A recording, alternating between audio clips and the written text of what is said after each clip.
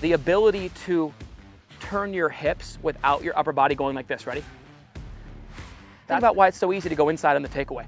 It's so easy because the body's going this way, so everything wants to go this way. Well, why is it so easy to go over on the way down? Well, the body's going back that way. Well, you guys have to have your hands move with that motion, right? So the hand speed here.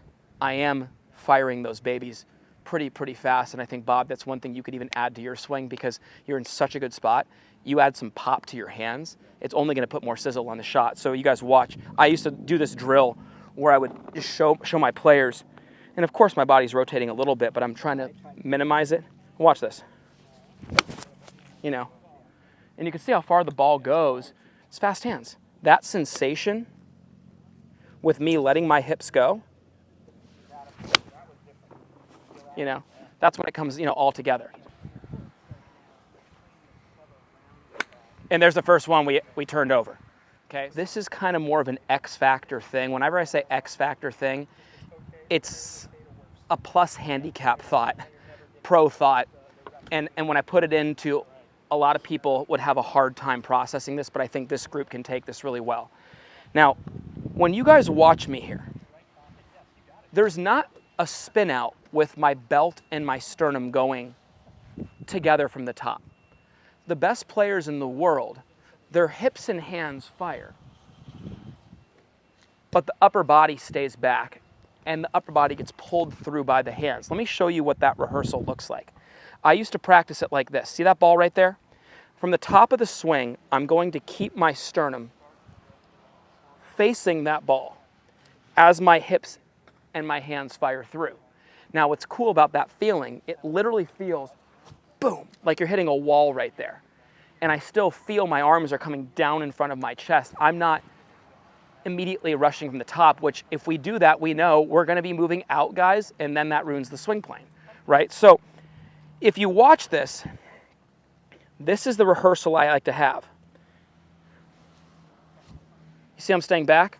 So what that does, here we go. You see how that ball flight goes very straight with the little 1 yard tip to the left? That's how I really feel that draw. Now let's talk about why that would help a player who's cutting across it hit a little bit of a draw. Great for you to hear as well. Gunther just had some big breakthrough with keeping his back to the target longer. That's the easy thought. But don't we always want constant rotation? Don't we always want pure rotation? Absolutely. The hips have to go if we want to have some power. The hands have to move with them if we want to be in sequence and connected. So yes, from the top of the swing, hips and the hands are going.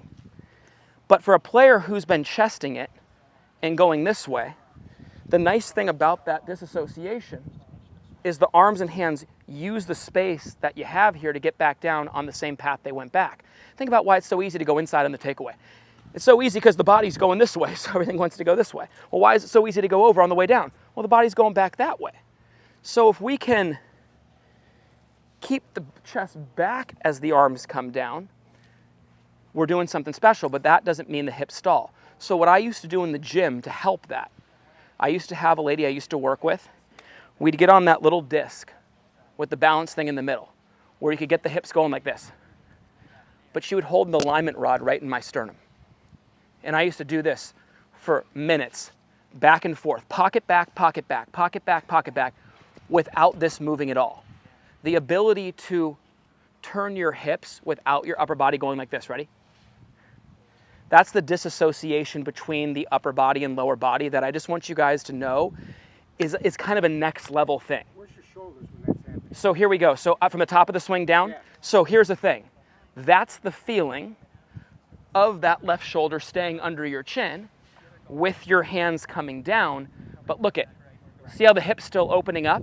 So let's be real, I'm gonna be really literal here with how the hips should work, ready? So watch this, top of the swing.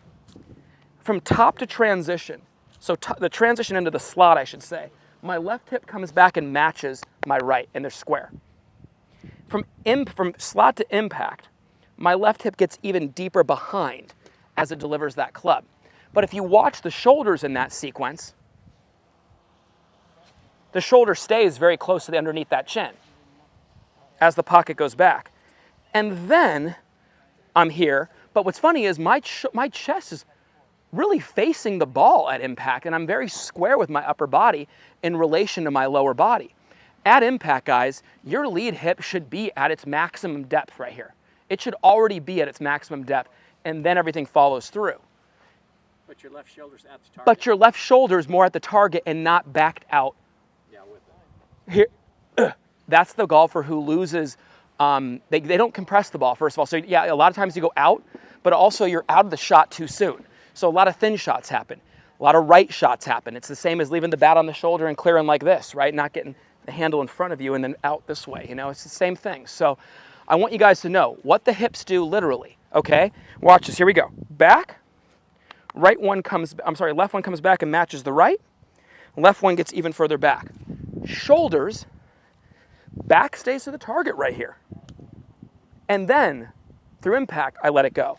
But that's the way that you don't spin out, okay? So if you're seeing the thin rights, if you're feeling the flippiness at the bottom, if you feel anything over the top, start getting a feeling of what it's like to disassociate these two. And the easiest way to do that, guys, is literally put a ball back there.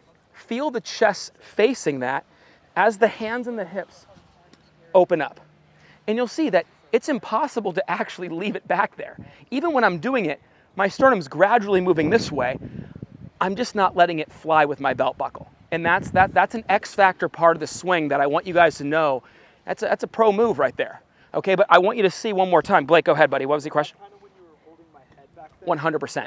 And then you felt that you were like, you felt that like. I was wanting to go with it, but then Let's do that real quick for the camera so you can see it. Go ahead and set up. Okay, so watch the minute, because every time you went with it, Blake would do this. yeah, I'd go. And then, exactly, so I'd hold him here, so elbow down, and there.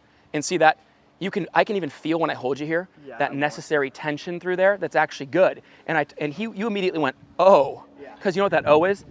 You literally have this like very tight impact feeling there. We've seen Tiger in this position. This is where, think about what Bender teaches a lot. He gets that bag in there, and you have the chest real close and like that look. That's catering to the player who really comes over the top. But I want you guys to see this look right here. This is a big one. Ready? Really watch my rehearsal, because I have a great rehearsal for this. Face on it looks like this. Chest is going to stay pointed at that T. Hips and hands are going to fire. Hips and hands, guys. Furthest depth possible. Hands arrive up against the wall. But ready? That chest stays. In my opinion, I'm feeling like it's back there. It doesn't actually, but I'm preventing it from going too far forward. So down the line, here's what it looks like. Okay, and you can see how it's really shallow downswing, but I can still have constant rotation. And that's why you get that nice straight 1 yard left tip on the golf ball that takes away all the glancing across it. Because guys, the shoulders are the train track of your swing. If these babies are over here at the point of impact, well, where are the hands going to go? Right down that line, and you're going to glance the heck out of it. Okay? Awesome. And then a lot of the release, when you hold this back, it releases naturally. That's why when I have players do this drill, you guys, and hold their back to the target, watch the ball flight. See how it's a little draw? Because the club's actually releasing past me naturally and extending. I'm not chesting it and then being forced to drag it through. Okay? Just like this. But if I get this look, there's the home run to left field. Okay? So your hips and hands have got to be moving. Get the handle of the club going. There you go. At Forzak Golf, we take a lot of pride in having developed some of the best and most consistent golf swings on the planet. We do this through simplicity. Our Full Swing Masterclass will take you on a step-by-step, easy-to-understand process on how to get your golf swing better than ever. Join the many before you who've utilized our Full Swing Masterclass to take their games to the next level and beyond.